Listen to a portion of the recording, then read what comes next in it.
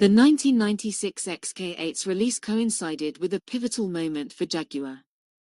Following Ford's acquisition of the business, Jaguar had recently gone through a difficult time, with Browns Lane losing about $2 million every day.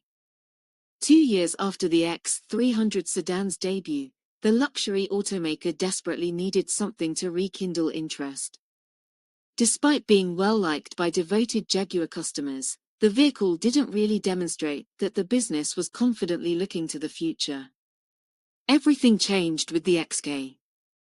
The 1990s had a big influence on the XK, but it still looked sufficiently contemporary. Nonetheless, the trend towards softer shapes was consistent with Jaguar's move towards a more retro-creative aesthetic. In the first place, there was no justification for X100. When Ford managers first visited the Browns Lane plant in late 1989, they saw that Jaguar's production facilities, procedures, and methods were so antiquated that they would cost millions of dollars to modernize. According to reports, Ford's pick, Bill Hayden, said that after VAZ's Gorky auto plant was better than Browns Lane. Unfortunately, he voiced his opinions out loud. Jaguar had big ideas for a new vehicle. Jaguar planned to use the XJ41 in place of the XJS. However, this cutting-edge design had become disconnected from its original concept. Politics and Project Drift probably meant it was dead before Hayden even chopped it down.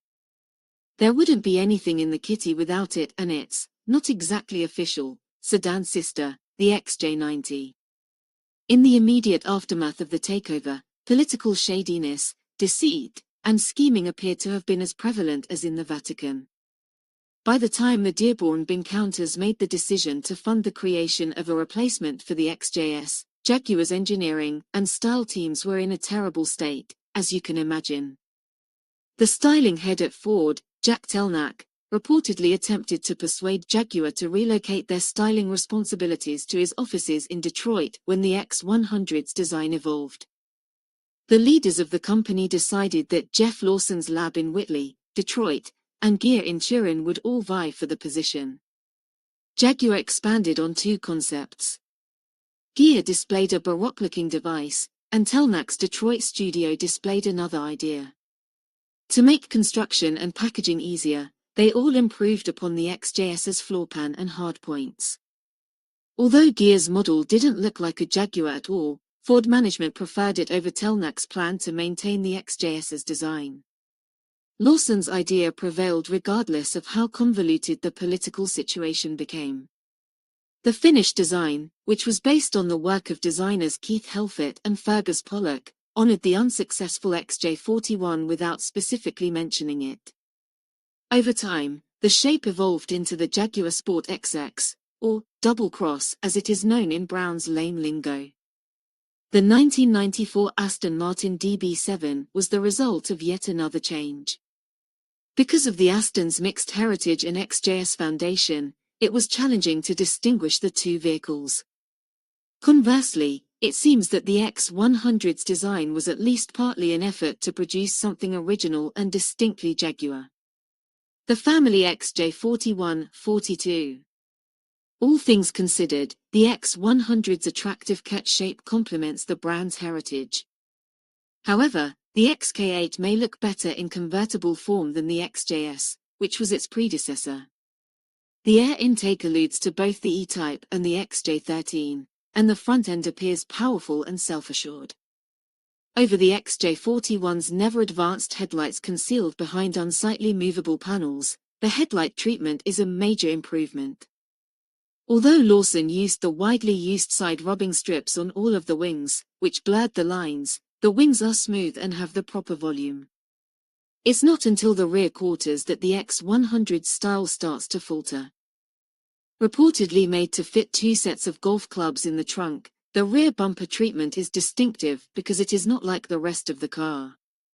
The tail's overall appearance still requires work. Early models have problems with stance and lack surface stiffness. Customers found X100 to be a great deal despite its issues, especially since its platform was exclusively for senior citizens. Additionally, it assisted X100 in gaining significant sales from its German rivals. Ralph Smith's quad-cam V8 engine was a significant advancement in engine technology, and the XK8's rear suspension was based on the XJ40. Adaptive damping was also an option.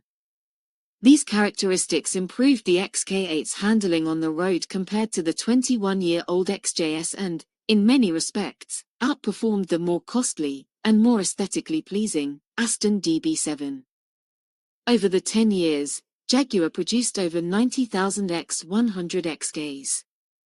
It may have been the first Jaguar to truly live up to the Ford name, and the majority of people adore it. It's possible that the XK will become a classic much more quickly than its more controversial and long-running predecessor because fans are already quite vocal about how much they love it. Without the X100, Jaguar's position in the US market in the late 1990s and early 2000s would have been much worse. Despite their struggles in the upscale saloon market, the XK's style and clear ties to its history won over admirers worldwide. Politics, issues, and the urgent